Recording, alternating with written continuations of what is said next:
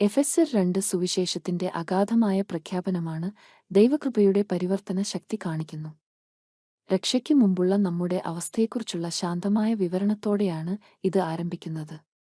നാം ആത്മീയമായി മരിച്ചവരായിരുന്നു, പാപത്തിൽ ജീവിക്കുന്നവരായിരുന്നു. ലോകത്തിന്റെ വഴികൾ പിന്തുടരുന്നു, പിശാചിന്റെ സ്വാധീനത്തിൽ നമ്മുടെ ആഗ്രഹങ്ങൾക്ക് അടിമകളായിരുന്നു. ദൈവത്തിന്റെ ക്രോധത്തിന് യോഗ്യരാണെന്നും നമ്മുടെ അവസ്ഥ മാറ്റാൻ പൂർണ്ണമായും ശക്തിയില്ലാത്തവരാണെന്നും പോൾ വിവരിക്കുന്നു. അപ്പോൾ ഒരു വഴിത്തിരിവ് വരുന്നു. എന്നാൽ ദൈവം നമ്മുടെ അയോഗ്യത ഉണ്ടായിരുന്നിട്ടും ദൈവം തന്റെ വലിയ സ്നേഹവും സമൃദ്ധമായ കരുണയും നിമിത്തം ഇടപെട്ടു. നാം പാപത്തിൽ മരിച്ചിരിക്കുമ്പോൾ പോലും ദൈവം നമ്മെ ക്രിസ്തുവിനോടൊപ്പം ജീവിപ്പിക്കുകയും അവനോടൊപ്പം ഉയിർത്തെഴുന്നേൽക്കുകയും സ്വർഗീയ മണ്ഡലങ്ങളിൽ അവനോടൊപ്പം നമ്മെ ഇരുത്തുകയും ചെയ്തു. ഈ അത്ഭുതകരമായ പരിവർത്തനം പൂർണ്ണമായും ദൈവകൃപയുടെ ഒരു പ്രവൃത്തിയാണ്.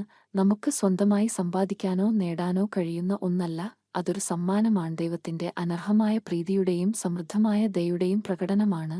ദൈവസ്നേഹത്തിന്റെ ആഴങ്ങളെക്കുറിച്ചും അവന്റെ കാരുണ്യത്തിന്റെ വ്യാപ്തിയെക്കുറിച്ചും ക്രിസ്തുവിലുള്ളവരോട് അവനുള്ള ഉദ്ദേശ്യത്തെക്കുറിച്ചും ശക്തമായ ഓർമ്മപ്പെടുത്തലാണ് ഈ ഭാഗം. അവൻ കൃപയോടെ നമുക്ക് നൽകിയ പുതിയ ജീവിതത്തിൽ നടന്ന് അവന്റെ പരിവർത്തന ശക്തിയുടെ സാക്ഷ്യമായി ജീവിക്കാൻ അത് നമ്മെ വിളിക്കുന്നു. കൂടുതൽ വീഡിയോകൾ കാണാൻ ലൈക്ക്, ഷെയർ, സബ്സ്ക്രൈബ് ചെയ്യുക.